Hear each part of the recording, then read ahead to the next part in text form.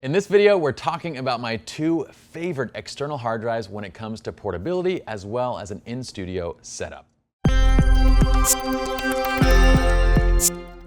What's up everybody? My name is Pi and welcome to SLR Lounge, where we're here to help you be a better photographer. And today it's all about being a better photographer when it comes to storing and editing your images. Now, when it comes to external hard drives, we've always said that you're better off working on internal hard drives, like how we talk about in the Lightroom Workshop Collection. Basically, from a workflow standpoint, you're gonna get better speed. And Lightroom is all about the read and the write times of your hard drive to keep it working well and happy and so forth. So, external hard drives, or at least traditional external hard drives, are not the best option. And I'm talking about the cheap, inexpensive hard drives like you get at Costco, like the Western Digital Passport drives. While they're great little convenient drives and they're very affordable, they're extremely slow. And so this right away, right out of the gate, is gonna slow you down when it comes to editing your images. So what exactly do we use when it comes to external drives? Well, these are my two favorites. I'm gonna give you a little caveat here that these are my two favorites when it comes to my personal use. When it comes to our studio, we have like 30-something photographers, and so drives like this are not gonna be adequate. Instead, for the studio, we have external-based server RAID setups, large disk arrays that can basically handle the storage needs for our company. But for my personal use, these two guys are absolutely fantastic. And let's start with this guy. This is the Samsung external SSD, and this is a 1 terabyte SSD drive.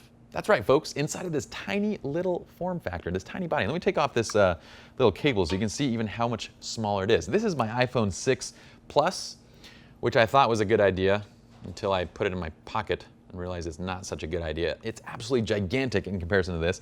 This is my Cafe Rio frequent diners card. This is about the size of a credit card, and I'm not gonna show you guys my credit card, so instead you get my frequent diner card. But look at this. The footprint is still smaller than a credit card. Now, of course, when it comes to thickness, it is a little bit thicker, but this guy weighs less than an ounce. It holds 1 terabyte of data. It gives you read and write times of up to 450 megabytes per second. That's 3 to 4 times faster than traditional external hard drives. And it is gonna set you back a pretty penny, okay? So right now, when I bought this originally, it was around 600 bucks. Right now, it's around 500, 480, something around there. So they are dropping in price fairly quick, but it is still a little bit on the expensive side.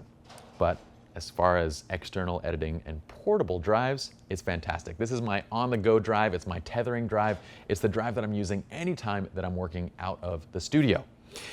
When it comes to in the studio, I'm using my G-RAID. This is the G-RAID 8 terabyte dual drive system. And this can also be purchased in a Thunderbolt version of this same unit. This guy is close to around 600 bucks, but it features 8 terabytes of storage space. So we have 8 times the amount of storage space as this little guy. And while it's not quite as quick as the Samsung SSD, it is around 250 megabytes per second.